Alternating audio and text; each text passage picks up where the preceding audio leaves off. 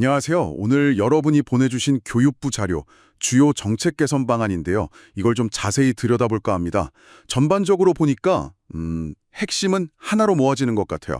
성과 관리, 그리고 환류 강화. 그러니까 정책들의 성과를 제대로 측정하고 그 결과를 다시 정책 개선으로 연결하는 과정. 이게 좀 부족했다는 거죠. 그래서 오늘은 이 자료 보면서 각 정책 분야별로 뭐가 문제였고 또 어떻게 개선하려는지 그 의미는 뭔지 같이 파헤쳐 보겠습니다. 네, 맞습니다. 이번 개선안들의 핵심은 결국 데이터 기반의 정책 관리 시스템, 이걸 만들겠다는 의지로 보여요.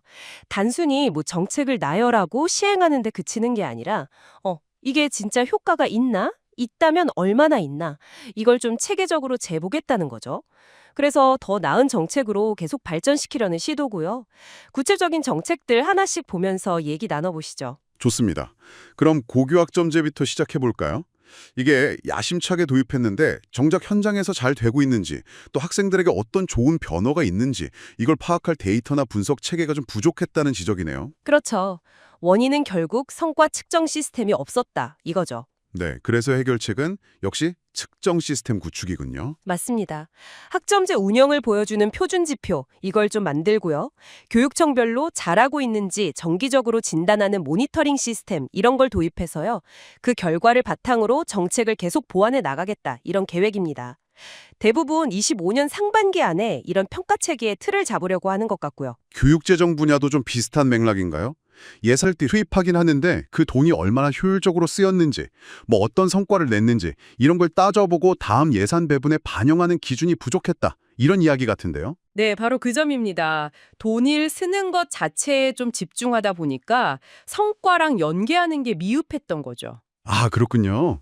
그래서 주요 사업별로 성과 지표를 개발하고요. 이 평가 결과를 실제 예산 배분, 예를 들면 교부금이나 특별 회계 이런 거 편성할 때 반영하는 체계를 만들겠다는 겁니다. 아, 성과 좋은 곳에 더 지원하겠다. 이런 명확한 신호군요. 그렇죠. 이것도 지표 개발하고 시범 적용하는 게 25년 상반기 목표라고 하고요. 이런 측정하고 개선한다는 접근 방식이 다른 분야에도 쭉 이어지는 것 같네요. 평생학습이나 진로교육 이쪽은 어떤가요? 여기도 효과 측정이 좀 어려웠던 걸까요? 그렇습니다. 평생학습은 프로그램 참여율은 아는데 만족도라든지 실제 역량의 향상 같은 질적 성과 이걸 파악하고 또 공유하는 체계가 부족했어요. 양적인 것만 보고 질적인 걸 놓쳤군요. 네. 그래서 참여자 만족도 조사 강화하고 연차별 성과도 공개하고 프로그램별 피드백 DB 구축 이런 걸 개선 방향으로 잡았고요. 진로교육은요? 진로교육 역시 활동은 참 많았는데 이게 학생들 진로 역량에 실질적으로 도움이 됐는지 그 증거가 좀 부족했던 거죠. 아, 활동 자체에만 집중했을 수 있겠네요. 네. 그래서 진단 도구를 개발하고 지역별 맞춤 지표 운영하고 관련 통계 수집도 강화해서 실효성을 따져보겠다는 겁니다. 이것도 매년 현황 조사를 25년 상반기부터 실시한다고 하고요. 특수교육이나 학교폭력 예방처럼 좀 더 민감하고 성과 측정이 까다로워 보이는 영역도 같은 접근법을 취하는 건가요? 지원 만족도나 예방 효과 같은 걸 어떻게 객관적으로 측정할지 좀 궁금한데요. 물론 어려운 과제죠. 하지만 여기서도 공통된 문제인식은 종합적인 성과평가 체계가 미흡했다는 점입니다. 네네. 특수교육 같은 경우는 치료 지원이나 진로 전환 지원, 이런 영역별로 성과 지표 표준안을 만들고 그 결과를 분석해서 정책에 반영하는 시스템을 구축하려고 하고요. 이것도 25년 상반기까지 표준안 마련이 목표고요. 학교폭력 예방은요? 학교폭력 예방도 다양한 사업들이 있었는데 이게 실질적으로 효과가 있었는지 분석하기 위해서 사업별 성과 지표를 정비하고 학교 단위 분석 시스템 도입을 시도합니다.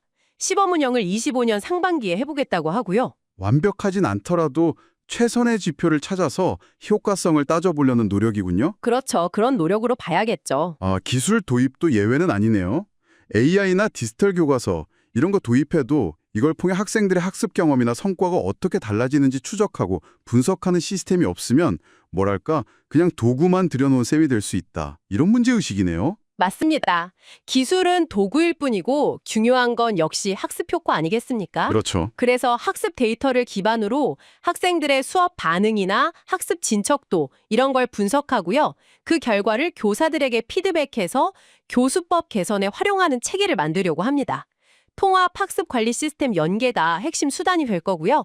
이것도 25년 상반기에 연계한다고 합니다. 결국 모든 주요 정책에 대해서 이행 상황을 정기적으로 상반기, 하반기 이렇게 점검하고 결과를 공유하는 연례 환류 체계를 도입하겠다. 이게 이번 개선안의 큰 그림이군요. 네, 맞습니다. 그게 핵심이죠. 이렇게 전체적으로 훑어보니까 교육정책 전반에 걸쳐서 뭐랄까 일단 하고 보자 이런 식에서 좀 벗어나서 데이터로 확인하고 개선하자 이런 방향으로 큰 전환을 시도하는 모습이 아주 뚜렷합니다. 듣기에는 상당히 합리적인 방향 같은데요. 네, 방향 자체는 그렇죠. 근데 이게 실제 현장에서 잘 작동할지는 역시 지켜봐야겠네요. 핵심은 거기에 있습니다. 이런 시스템 구축이 또 다른 형식주의나 보여주기식 평가로 흐르지 않도록 하는 것. 이게 관건이겠죠. 맞아요. 지표가 정말 교육의 본질적인 목표를 잘 반영하는지, 또 수집된 데이터가 정말 의미 있는 개선으로 이어지는지 이게 중요할 것 같습니다. 네. 증거 기반 정책이라는 이 패러다임 전환의 성공 여부가 바로 여기에 달려 있다고 봅니다. 네, 결국 가장 중요한 것은 이 시스템들이 교실 안팎의 실질적인 변화, 긍정적인 변화를 이끌어낼 수 있느냐 이거겠죠. 오늘 살펴본 교육부의 계획은 분명 중요한 진전으로 보입니다만 그렇죠. 첫걸음이죠. 앞으로 그 실행 과정과 결과를 계속 주목해야 할 것 같습니다. 맞습니다. 성과 측정이 단순한 통제나 평가를 넘어서 현장의 자발적인 개선 노력을 촉진하는 그런 동력이 될 수 있을지 그걸 지켜봐야 합니다. 데이터가 정말 정책의 질을 높이는 선순환 구조를 만들 수 있을까요? 이 데이터 기반 접근법이 성공적으로 정착된다면 우리 교육이 정말 한 단계 더 발전할 수 있는 계기가 될 수도 있겠네요.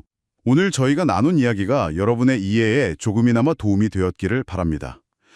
그리고 이런 접근 방식이 교육 외에 다른 공공정책 영역에는 또 어떻게 적용될 수 있을지 혹은 어떤 다른 도전 과제를 던져줄지 한번 생각해 보시는 것도 흥미로운 질문이 될 것 같습니다.